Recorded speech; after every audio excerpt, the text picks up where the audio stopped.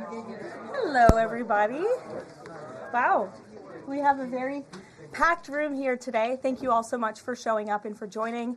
I apologize for the delay. The president and I were watching the press conference about the search for Savannah Guthrie's mother, which is just a heartbreaking situation. The president, as you all know, spoke directly with Savannah yesterday and told her that the federal government is here to help.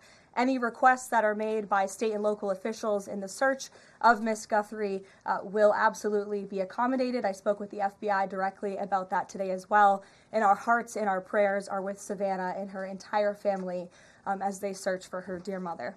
I also have a quick scheduling announcement for all of you. Tonight at 7 p.m. during prime time, President Trump, Dr. Oz, and National Design Studio Director Joe Gebbia will officially unveil Trump RX, a state-of-the-art website for American consumers to purchase low-cost prescription drugs.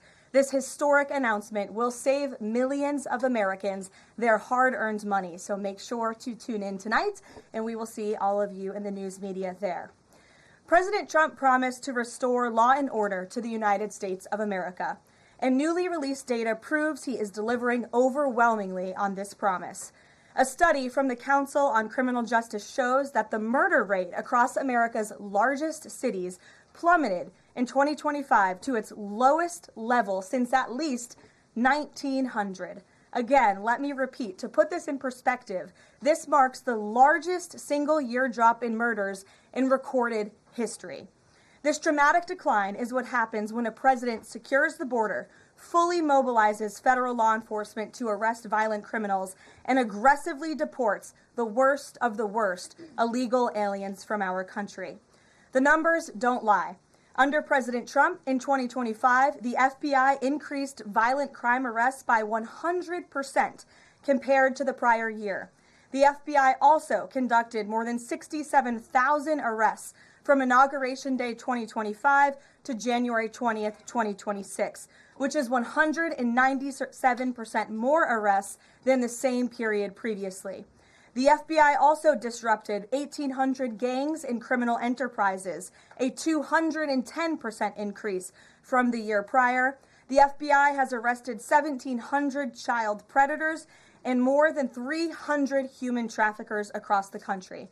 Since President Trump took office, 6 of the FBI's top 10 most wanted fugitives have been captured.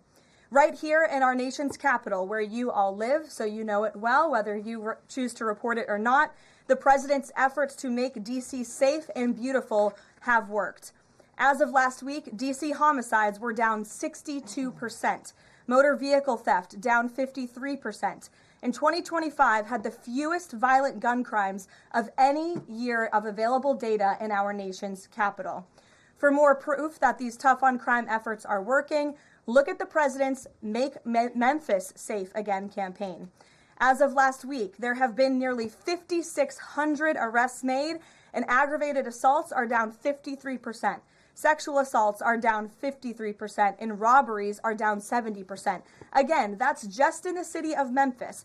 5,600 arrests have taken place because of this president and his Homeland Security Task Force that has surged into Memphis at the request of both the governor and the mayor in that city. A Democrat mayor, I will add. These are the results that can happen when Democrats and Republicans, when the federal government and state and local officials work together. And that's what Trump wants to see to improve public safety across our country. When you have a leader like President Trump who empowers good cops to be cops and to arrest bad criminals, American communities will become safer. Many of the media outlets in this room have expressed shock and confusion at these remarkable statistics. The New York Times declared that, quote, "No one knows for sure what's behind the staggering drop in the murder rate. The reason is very clear. It is President Trump's leadership and his unwavering commitment to law and order.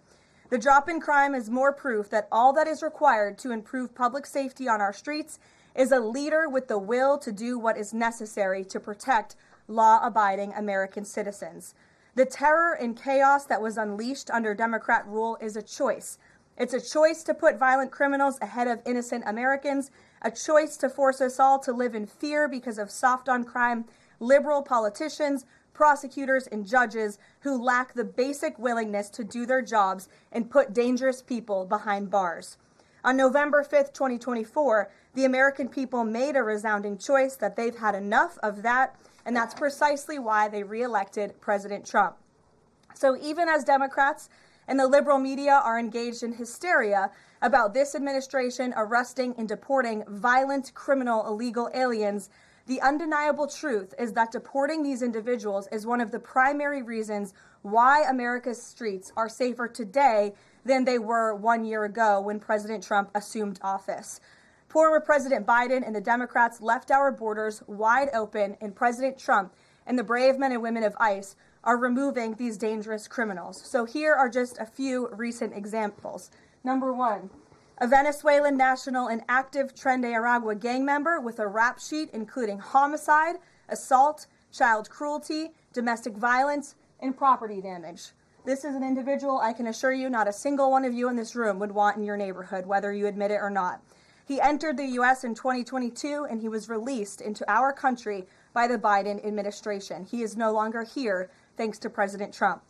An El Salvadorian national and known MS-13 associate, previously convicted of homicide, conspiracy to commit homicide, and kidnapping, arrested for arson, battery, armed carjacking, and assault. He entered illegally in 2016, was released by the Obama administration, and ICE just arrested him on January 8th, 2026. This example shows you how many criminal illegal aliens have been roaming American streets freely because of a lack of attention to this matter from the previous administration, and President Trump is cleaning up their mess. A Cuban national and blood gangs member convicted of multiple homicides and robbery. ICE arrested him on October 27th and removed him on January 6th, 2026. Arresting and deporting these types of illegal criminals is precisely what the American people voted for. And despite desperate recent attempts by Democrats and those in the media to undermine the president's deportation agenda, these efforts are failing. Brand new Harvard-Harris polling shows overwhelming support for President Trump's efforts to protect law-abiding citizens from criminal illegal aliens. Nearly 8 in 10 Americans say criminal illegal aliens should be deported. A solid majority also support deporting all illegal aliens, regardless of additional crimes. And more than 2 in 3 Americans back the Trump administration's common sense requirement that state and local officials cooperate with federal authorities and work to hand over criminal illegal aliens in local jails for swift deportation. Finally, to prevent another invasion of millions of illegal aliens from happening again, President Trump and Secretary Noem delivered the most secure border in American history. 0 illegal aliens were released into our homeland over the past 9 months. This is a truly remarkable achievement. Again, 0 illegal aliens released into the country in 9 months. This is staggering, and it deserves more attention from all of you.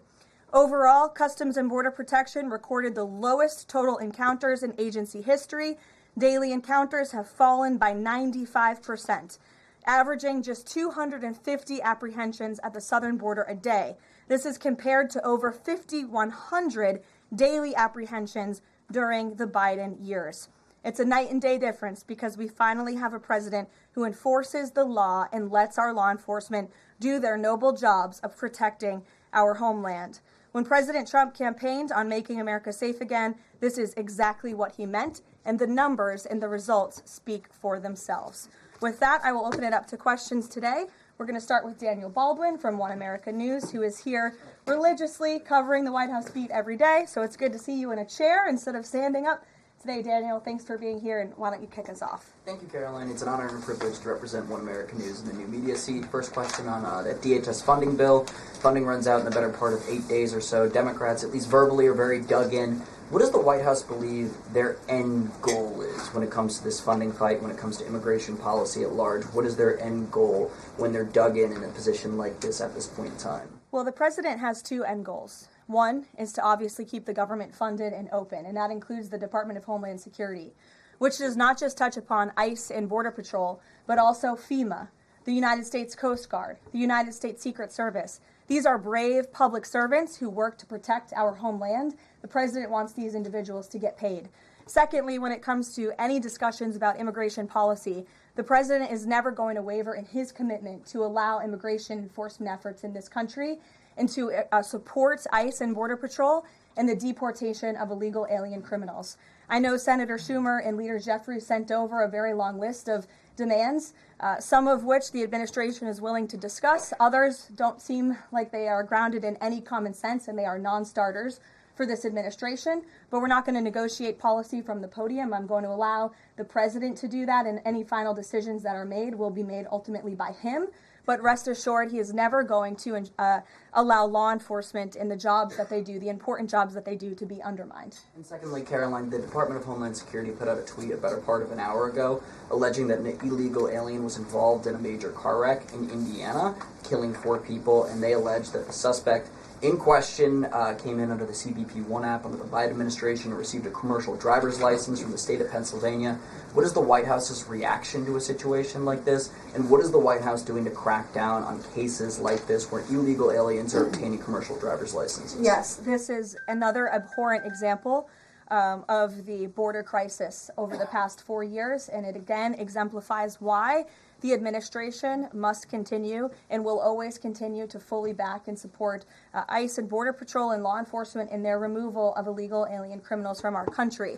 For those who don't know, and all of you should report on it, 4 Americans were tragically killed and lost their lives this week yet again from an illegal alien, an individual who was paroled into the country by the Biden administration using the CBP-1 app, which they created like it was a magic pass for Disneyland. That's not how immigration in this country should work.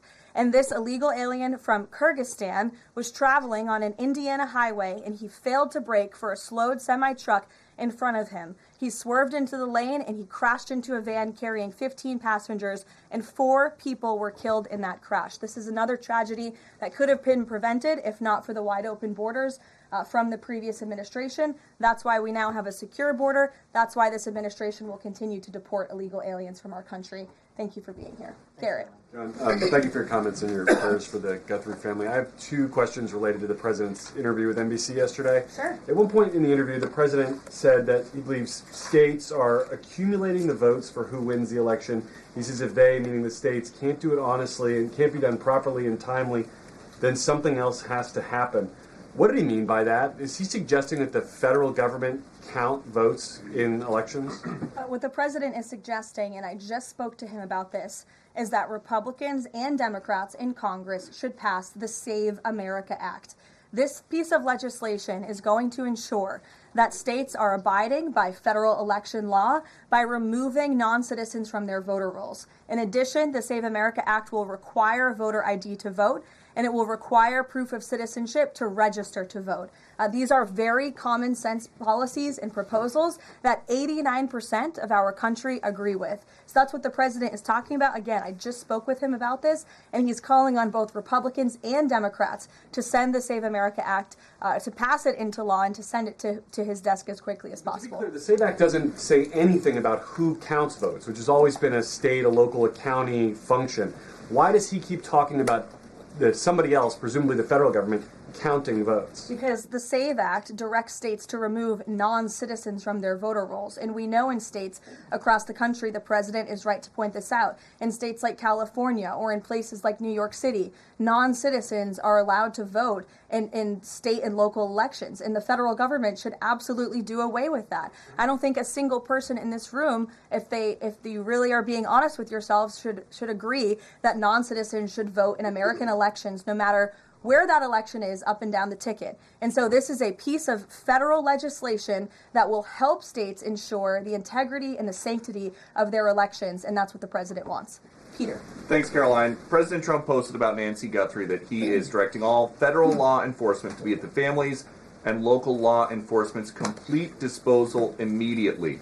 What should we expect to see from the federal government in coming days in the search to find Nancy Guthrie? It's a very good question, Peter, and it's why I was on the phone with the FBI earlier this morning to ask that. And what they told me is that the FBI, again, is at the disposal of the state and local government. Whatever personnel or assets or resources that the state and local authorities and police need will be granted to them at the direction of the president, the FBI director, and the attorney general. A different law enforcement issue. The FBI just found 1,000 samples inside an illegal biolab in Las Vegas. It is linked to a different biolab that was previously raided. There are ties to China.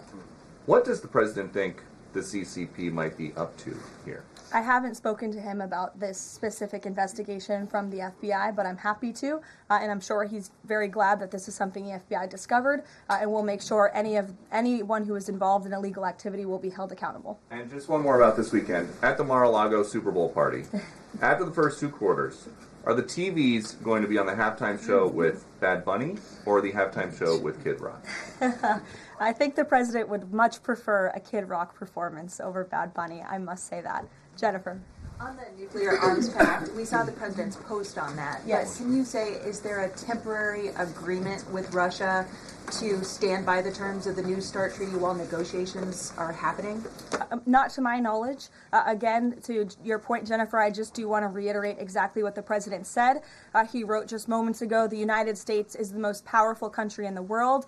I completely rebuilt its military in my first term, including new and many refurbished nuclear weapons. I also added Space Force and now continue to rebuild our military at levels never seen before.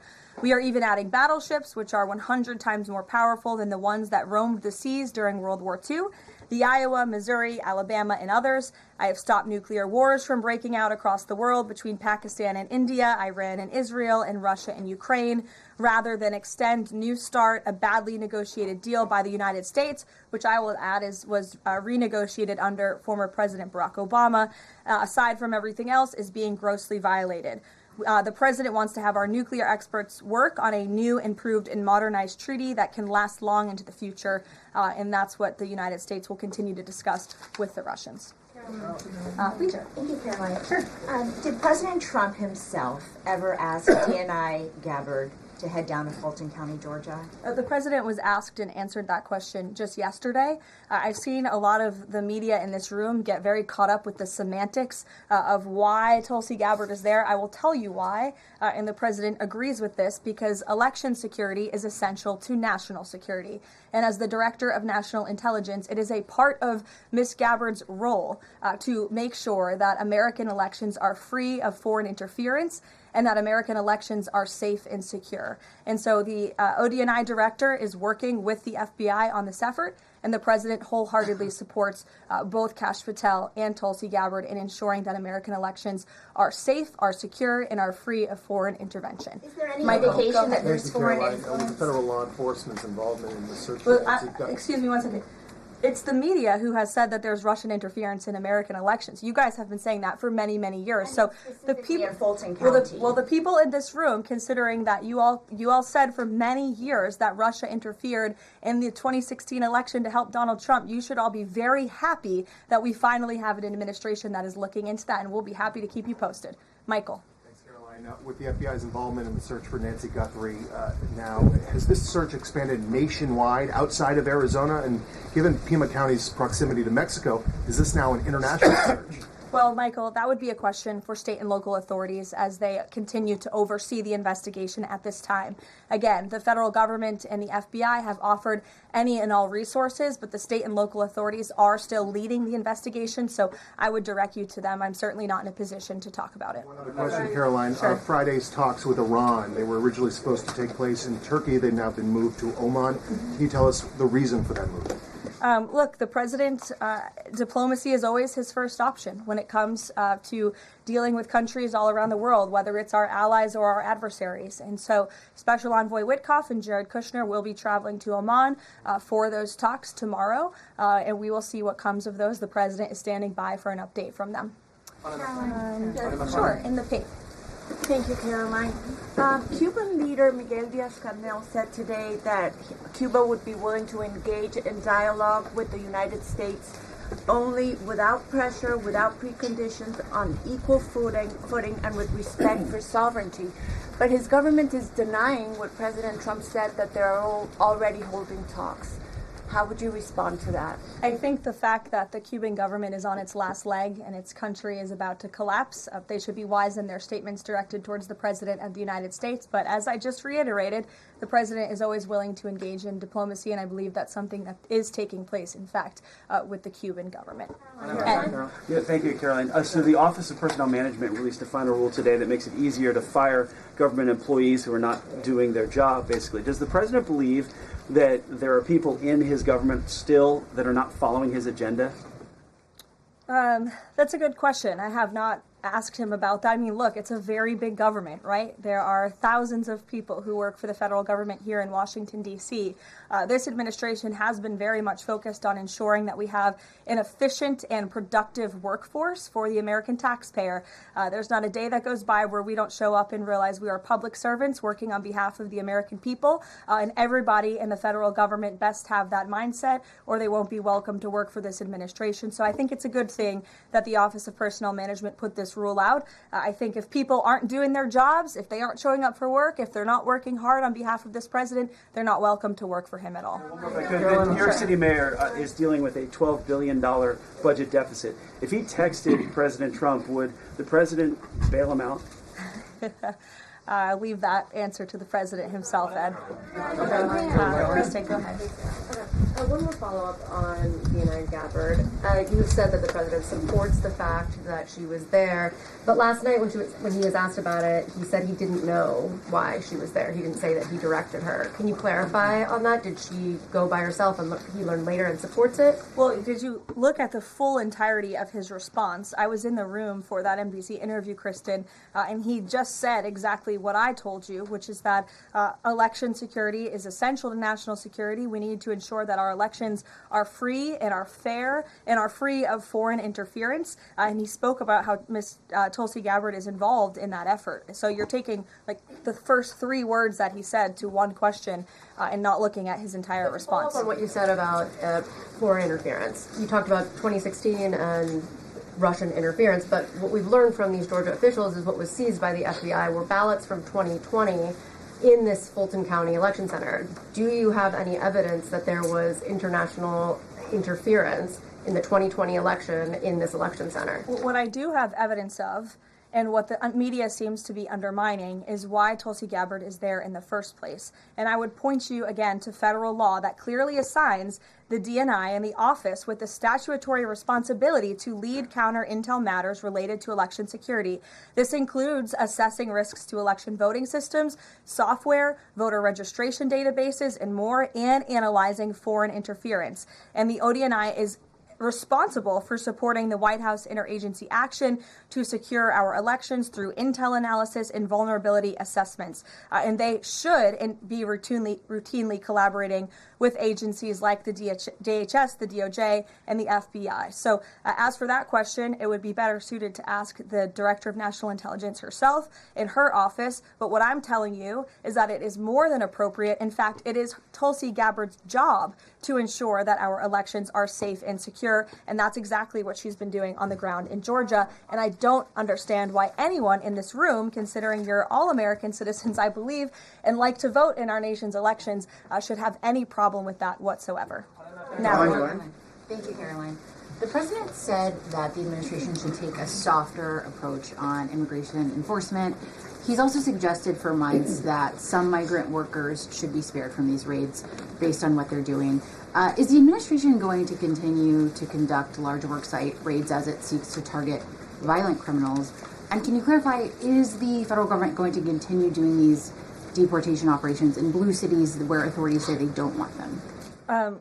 Well, first, again, to the president's answer yesterday, the full context of his answer was that he'd like to see a softer touch, but we are always going to remain tough. That softer touch the president is referring to is that cooperation that is necessary between state and local authorities and federal government authorities to ensure that we can continue deporting illegal aliens from our communities without tons of agents having to go after one illegal alien. If the states and the local governments just turn over their illegal aliens to ICE at jails, as they should be doing, it requires one agent to deport that one illegal alien who can then go on their way to their home country in a peaceful manner. The escalation that we've seen take place in Minnesota is a direct result of the refusal of state and local officials to cooperate with the federal government and with ICE, which has led to these hostile and dangerous environments. And so we don't want that. Again, the president wants direct cooperation, and that's what he was referring to. As for worksite raids, I don't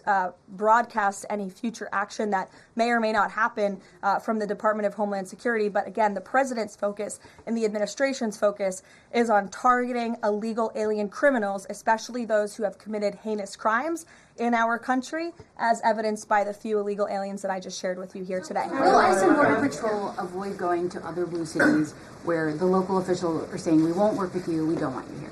Well, first of all, those local officials should be wanting to work with ICE. Why would any official, whether you're a Democrat or a Republican, want murderers and predators in your city? It makes zero sense. It's an untenable position.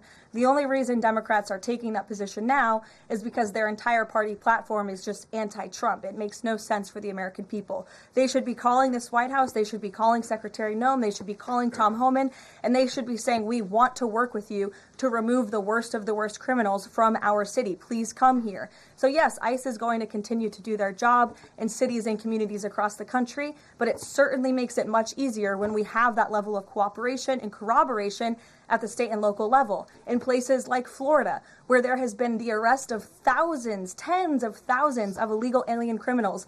None of you talk about that or none of you hear about that because these operations are going seamlessly and peacefully. Why? Because there is an intimate cooperation between the state government and the federal government, and that's what the president wants to see in all 50 states. In the whites, yes. Hi, thank you, Caroline. Over the weekend, President Trump said that he was giving a serious look at endorsing in the Texas Republican Senate primary. We know that Minnesota and Georgia also have competitive, crowded primaries. Is he giving those races a serious look as well? Well, I'm not allowed to speak from the podium on any future political endorsements the president may or may not make, but I know that he is watching all of these races across the country quite carefully. I won't get ahead of him on any potential endorsements. John. Thanks a lot, Caroline. Two questions for you about the continuing resolution that the president signed for the Department of Homeland Security. What would be the repercussions for all of the agencies under DHS if no agreement is reached on funding when that deadline approaches next Friday? Well, there will be grave repercussions for all of those agencies, but more importantly, frankly, for the American people who those agencies serve. And that's exactly what the president and the White House want to avoid. Again, we want to keep the government funded. We want the Department of Homeland Security, of course, to be up and operationalized and continuing as necessary to protect our homeland, to secure our border, to ensure the brave men and women of the United States Coast Guard are getting paid, the brave men and women of the United States Secret Service who protect the president, the vice president, and frankly, all of you in this building every day continue to receive the paychecks that they so well deserve. And so that's why the White House will engage in these talks with Democrats. But again, the president is never going to cave on this administration's core promise to deport illegal aliens from our country. You said, Caroline, in your statement that there are certain proposals that Democrats are putting up that are non-starters. What are some of those non-starters? There are a few, and it's a very good question, but I won't negotiate from the podium. I know the White House will be engaged in direct, serious talks with Democrats on this important matter. Natalie. Thank you. In addition to launching Trump RX tonight, Trump has said that he wants to meet with insurance companies to lower healthcare costs. Do you have any update on when those meetings? Yes, he does want to meet with insurance companies. That meeting will take place. I don't have an update on when it will be on the schedule, but the purpose of that meeting will be to continue to negotiate with these companies to ensure that more money is going back to the American consumer. And you're all going to see that on full display tonight at 7 o'clock with the formal launch of Trump RX. I'm telling you, this is going to be a very cool and unique event, so everybody really should tune in. Can you clarify what the president said on the Diego Garcia deal? He said he didn't like it, now he says he's for it. He spoke with Prime Minister Starmer directly. He understands Prime Minister Starmer's position. and he supports it. But as the president reiterated in that statement, of course, the United States reserves the right to protect our assets. We still have a military base, of course, on the island of Diego Garcia. And so the president reiterated to the prime minister and to all of you that the United States will never waver, if necessary, in protecting our assets anywhere in the world, but including on Diego Garcia. And he supports the prime minister's decision. Elizabeth. Just on that one, Caroline, can I ask you? Said that he's now seeking. John, I'll go to you after. The president said he's now seeking $1 billion from Harvard, considerably more than before. What changed here, and how are negotiations going? Well, look, this has been an ongoing negotiation and, frankly, a frustrating negotiation for the president and the administration because we want a deal. And it's very unfortunate that Harvard has dragged its feet in understanding they need to rectify the wrongs and the illegal behavior that took place on their campus over the course of the past several years under the previous administration. And so the president wants a justified deal to correct for that criminal behavior that took place on their campus. He is now demanding $1 billion from Harvard University, and Secretary McMahon will be continuing to lead this negotiation and these talks. John. Caroline, thank you. You mentioned some polling earlier that was very compelling on deportations. Rasmussen came out with a poll today, said 75% of Republicans want all illegals deported. It seems like the conversation has shifted again to focusing only on deporting illegal aliens who are criminals. Is the president still committed to deportations of the 20 million illegals that came here under Joe Biden, or are you starting to see that back? Yes, and the president has always been committed to that, John. But we must prioritize, and the prioritization is on those tens of thousands of convicted criminals whom we know are still roaming our streets. ICE and Border Patrol and DHS have done a phenomenal job of removing tens of thousands of them. Actually, nearly 1 million people have been deported from our country over the past year, 2 million additional self-deportations. So nearly 3 million people have left the United States. But again, as you pointed out rightfully, Joe Biden and the Democrats allowed approximately 20 million people into our country illegally. So yes, of course, the president is committed to ensuring that America is and always will be a nation of laws. Thank you, Caroline. Steve Bannon recently said, quote, "We're going to have ICE surround the polls come November." Is that something that the president is considering? That's not something I've ever heard the president consider, no. Can you guarantee to the American public that ICE will not be around polling locations or voting locations in November? I can't guarantee that an ICE agent won't be around a polling location in November. I mean, that's frankly a very silly hypothetical question. But what I can tell you is I haven't heard the president discuss any formal plans to put ICE outside of polling locations. It's a disingenuous question. Caroline, I had two questions regarding the DHS. The first one is, one of the Democrats' main demands for DHS funding was to demask ICE agents. Is this something that the president is even considering? Again, this is one of the specific points in the letter that went out by Senate Majority Leader Schumer and Hakeem Jeffries. I won't negotiate the individual points from the podium, but it is obviously something the White House will be discussing with lawmakers on Capitol Hill in the coming days. Is the administration concerned that the shakeup that we're seeing of DHS activity in Minneapolis could potentially embolden different obstructionist protesters around the country as they now have a playbook on how to get ICE out of their cities? No, because what you saw yesterday with the drawdown of 700 agents only occurred because the condition that the President of the United States set for local states, local counties to turn over illegal aliens to ICE has been met. The vast majority of counties, nearly every single county now in Minnesota, has made an agreement to notify ICE when they are releasing an illegal criminal from their jail. This is a huge win for the administration. Again, it's a condition the president set out and has been met thanks to the tireless efforts of Mr. Homan. And as for the left-wing agitators who have been illegally obstructing ICE's immigration efforts, we are not letting that behavior go unnoticed or unpunished. In fact, just today, the Department of Homeland Security arrested this individual. He is a self-proclaimed Antifa member who has been threatening, doxing, harassing ICE He called for the murder of federal law enforcement officers. He encouraged bloodshed in the streets of Minnesota. He proudly acclaimed affiliation with the domestic terrorist organization Antifa. And the Department of Justice, thanks to the great work of HSI and the FBI, was able to locate and arrest this individual today. So we are committed to enforcing our immigration laws. We want that level of cooperation from state and local officials. And if people are illegally obstructing our federal law enforcement operations, if they are targeting, doxing, harassing, and vilifying ICE agents, they are going to be held accountable, like this individual here, who again is a self-proclaimed member of Antifa. He is a domestic terrorist, and he will be held accountable in the United States. Caroline, just to follow up on Garrett's earlier question, I mean, you've talked a lot about the SAVE Act. I know you spoke with the president about it before you came out here.